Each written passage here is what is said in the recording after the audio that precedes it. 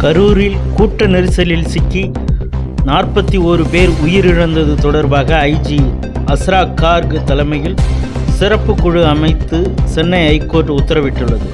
கரூரில் கூட்ட நெரிசலில் சிக்கி 41 பேர் உயிரிழந்தனர். இதையடுத்து ரோடு ஷோக்களுக்கு வழிகாட்டு நெறிமுறைகளை வகுக்க வேண்டும் என கூறி சென்னையை சேர்ந்த தினேஷ் என்பவர் சென்னை ஐகோர்ட்டில் வழக்கு தொடர்ந்துள்ளார். இந்த வழக்கை நீதிபதி செந்தில்குமார் விசாரித்து வருகிறார். விசாரணையின் போது சமூக வலைதளத்தில் ஆதவ் அர்ஜுனா வெளியிட்ட பதிவு சென்னை கோர்ட் நீதிபதியிடம் காட்டப்பட்டது. அப்போது நீதிபதி கூறுகையில், புரட்சி ஏற்படுத்துவது போல பதிவிட்டுள்ளார். இதற்கு பின்னால் இருக்கக்கூடிய பின்புலத்தை விசாரித்து நடவடிக்கை எடுங்கள். இதுபோல் பொறுப்பற்ற பதிவுகளை காவல்துறை கவனத்துடன் பார்த்து வழக்கு பதிவு செய்ய வேண்டும். நீதிமன்றம் அனைத்தையும் பார்த்து கொண்டு இருக்கிறது. தேவையான போது நடவடிக்கைகளை எடுக்க வேண்டும். ஒரு சின்ன வார்த்தை கூட பெரிய பிரச்சனையை ஏற்படுத்திவிடும். இவர்கள் என்ன சட்டத்திற்கு அப்பாற்பட்டவர்களா? நீங்கள் நீதிமன்ற உத்தரவுக்காக காத்திருக்கிறீர்களா என அடுக்கடுக்கான கேள்விகளை எழுப்பினார். இதற்கு பதிலளித்த அரசு தரப்பு வழக்கறிஞர் ஆதவ் அர்ஜுனா மீது வழக்கு பதிவு செய்யப்பட்டுள்ளதாக தெரிவித்தார்.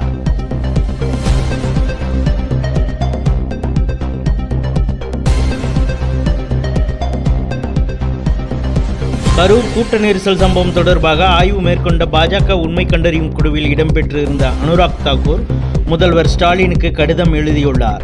அக்கடிதத்தில் கரூர் மக்கள் ஆழ்ந்த வேதனையில் உள்ளனர். மேலும் இத்தகைய துரதிருஷ்டவசமான சம்பவத்திற்கு வழிவகுத்த காரணங்கள் மற்றும் சூழ்நிலைகள் குறித்து கடுமையான கேள்விகளை எழுப்பியுள்ளது. இந்த சூழ்நிலைக்கு நீங்கள் முழு பொறுப்பையும் ஏற்க வேண்டும். இது தொடர்பாக அறிக்கையை அதிகாரிகள் சமர்ப்பிக்க வேண்டும். கரூரில் கூட்ட நெரிசல் ஏற்பட வழிவகுத்த முதன்மை காரணங்கள் என்ன? நிகழ்விற்கு முன்னும் பின்னும் கூட்டத்தை ஒழுங்குபடுத்தவும் நிர்வகிக்கவும் ஏற்பாடு செய்யப்பட்டு இருந்த முன்னெச்சரிக்கை நடவடிக்கைகள் என்ன? ஆரம்ப விசாரணையின்படி கூட்ட நெரிசல் ஏற்பட காரணம் என்ன?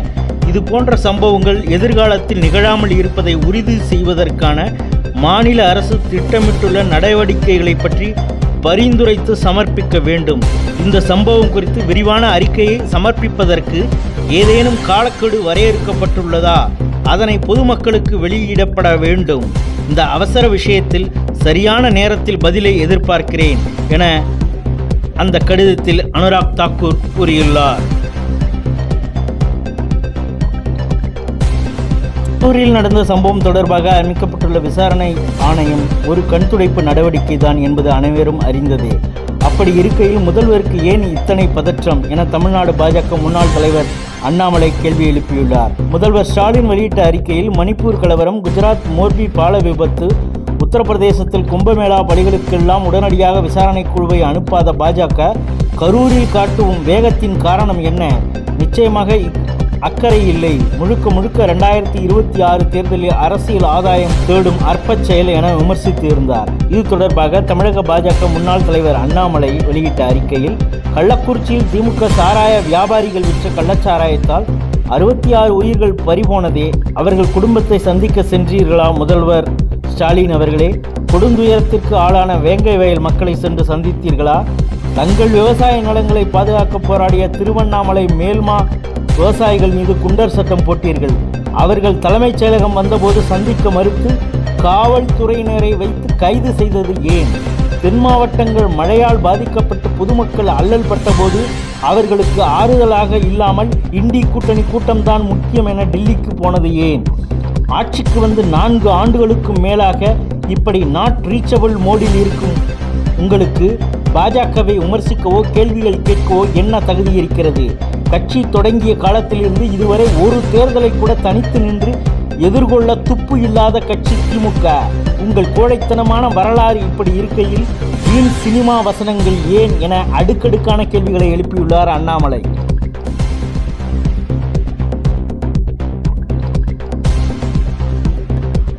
ஆபரேஷன் சிந்தூரின் போது பாகிஸ்தானின் F-16, JF-17 ரக விமானங்கள் உட்பட 10 விமானங்கள் அழிக்கப்பட்டதாக இந்திய விமானப்படை தளபதி அமர்பிரீத் சிங் தெரிவித்துள்ளார். அக்டோபர் 8ஆம் தேதி இந்திய விமானப்படை தினம் கொண்டாடப்பட உள்ள நிலையில் அன்றைய தினம் ஹிண்டன் விமானப்படை தளத்தில் அணிவகுப்பு நடைபெற இருக்கிறது. இதையொட்டி இந்திய விமானப்படை தளபதி அமர்பிரீத் சிங் செய்தியாளர்களை சந்தித்து பேசினார். அப்போது ஆபரேஷன் சிந்தூர் தாக்குதல் தொடர்பாக சில விஷயங்களை பகிர்ந்து கொண்டார். ஆபரேஷன் சிந்தூர் இந்த ஆண்டின் சிறந்த கூட்டு இராணுவ நடவடிக்கையாகும். இந்த தாக்குதல் இந்திய விமானப்படையின் வலிமையை வெளிக்காட்டியுள்ளது. பாகிஸ்தான் எல்லைக்குள் சுமார் 300 கிலோமீட்டர் நுழைந்து சென்று இந்த தாக்குதலை வெற்றிகரமாக நிறைவேற்றியுள்ளோம். ஆபரேஷன் சிந்தூர் தாக்குதலின் போது இந்திய விமானப்படை விமானங்கள் நடத்திய தாக்குதலில் பாகிஸ்தான் விமானப்படையின் F-16, JF-17 ரக விமானங்கள், ஒரு கண்காணிப்பு விமானம் ஆகியவை வான்வெளியில் பறந்தபோது சுட்டு வீழ்த்தப்பட்டன. இவை மட்டுமின்றி பாகிஸ்தான் ரேடார் நிலைகள், கட்டளை மையங்கள், ஓடுபாதைகள், விமான ஹேங்கர்கள் மீது இந்தியா நடத்திய துல்லிய தாக்குதலின் போது 4 முதல் 5 விமானங்கள் அழிக்கப்பட்டன. மொத்தம் பாகிஸ்தானுக்கு சொந்தமான 10 விமானங்கள் வீழ்த்தப்பட்டன என கூறினார். उन्होंने कहा हमने इतने जेट गिराए, आपने कुछ नहीं बोला. मैं अभी भी कुछ नहीं बोल रहा उसके बारे में, और ना मैं बोलना चाहूंगा. अगर वो सोचते उन्होंने मेरे 15 जेट गिराए हैं, उनको सोचने दो. I hope they are convinced about it and they will cater for 15 less aircraft in my inventory when they come to fight again.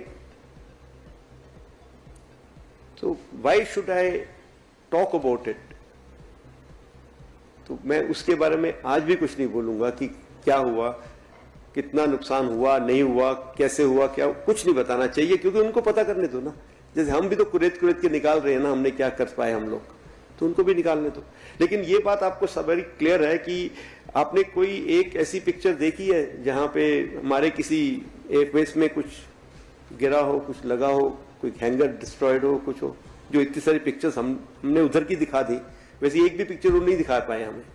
सो उनका जो नैरेटिव है वो आई थिंक उनके जो वो मनोहर कहानियां हैं. सो चलने दो, अच्छा है, उनको खुश रहने दो. एंड मे बी उनको अपनी पब्लिक को कुछ दिखाना है अपने साख बचाने के लिए. मेरे को कोई इससे फर्क नहीं पड़ता. எல்லை தாண்டிய பயங்கரவாதத்தை பாகிஸ்தான் நிறுத்தாவிட்டால் அந்நாடு வரைபடத்தில் கூட இருக்காது என ராணுவ தளபதி உபேந்திர திவேதி கூறியுள்ளார். ராஜஸ்தானின் அனுப்கார்க் நகரில் உள்ள ராணுவ முகாமில் ஆபரேஷன் சிந்தூர் 1.0 போது காட்டப்பட்ட கட்டுப்பாடு இனியும் இருக்காது. புவியியல் ரீதியில் இருக்க வேண்டுமா அல்லது வேண்டாமா என சிந்திக்கும் அளவுக்கு இந்திய ராணுவத்தின் நடவடிக்கை இருக்கும். புவியியலில் ஒரு இடத்தில் இருக்க வேண்டும் என பாகிஸ்தான் விரும்பினால் அந்நாடு எல்லை தாண்டிய பயங்கரவாதத்தை நிறுத்த வேண்டும். வீரர்கள் அனைவரும் தயாராக இருக்க வேண்டும். கடவுள் விரும்பினால் உங்களுக்கு மீண்டும் ஒரு வாய்ப்பு கிடைக்கும். அனைவருக்கும் வாழ்த்துக்கள் என உபேந்திர திவேதி ராணுவ வீரர்களிடையே பேசினார். इस बार भारत देश पूरी तैयारी के साथ है और इस बार वो संयम नहीं रखेगा जो सिंदूर 1.0 में हमने संयम रखा. इस बार हम आगे की कार्रवाई करेंगे और कुछ ऐसी कार्रवाई करेंगे कि हो सकता है पाकिस्तान को सोचना पड़े कि उसे इतिहास में, भूगोल में रहना है कि नहीं रहना. अगर उसे भूगोल में अपनी जगह बनानी है तो उसके लिए उसे जो स्टेट स्पॉन्सर टेररिज्म जिसको हम बोलते हैं, यानी कि उसका देश जो टेररिज्म को स्पॉन्सर कर रहा है उसे रोकना पड़ेगा. तो आप अपनी पूरी तैयारी करके रखिए और अगर परवरदिगार चाहेंगे, भगवान चाहेंगे, वाहेगुरु चाहेंगे तो बहुत जल्दी ही आपको मौका मिलेगा. उसके लिए ऑल द बेस्ट. जय हिंद.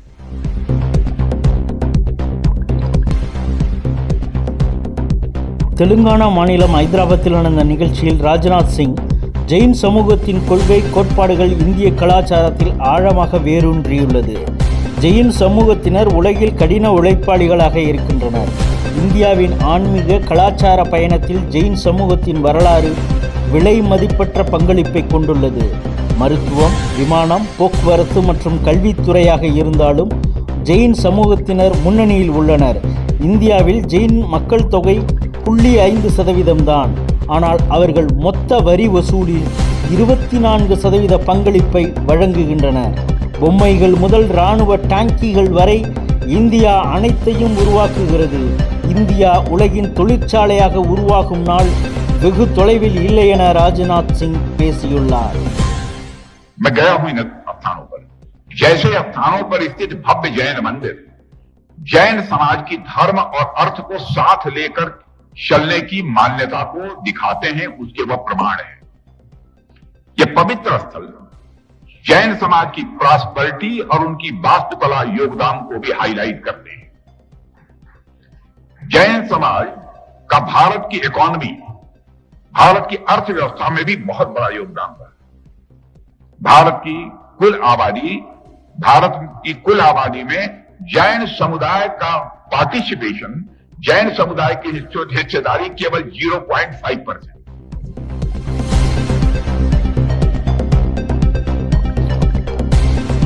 பீகார் மாநிலம் பூர்ணியாவில் வந்தே பாரத் ரயில் முன்பு ரீல்ஸ் எடுக்க 6 பேர் முயற்சி செய்தனர்.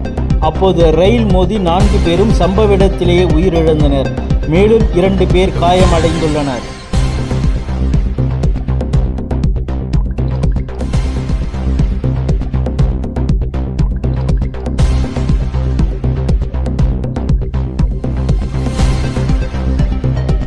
பாகிஸ்தானில் உள்ள ஆக்கிரமிப்பு காஷ்மீரில் பாகிஸ்தானுக்கு எதிராக போராட்டத்தில் இறங்கியுள்ள மக்கள் பாதுகாப்பு படையினர் அணிந்திருந்த யூனிஃபார்ம் உடை, ஹெல்மெட் மற்றும் பாதுகாப்பு கேடயங்கள் என அனைத்தையும் விலை ரூபாய் 10 ரூபாய் என காட்சிப்படுத்தி வைத்துள்ளனர்.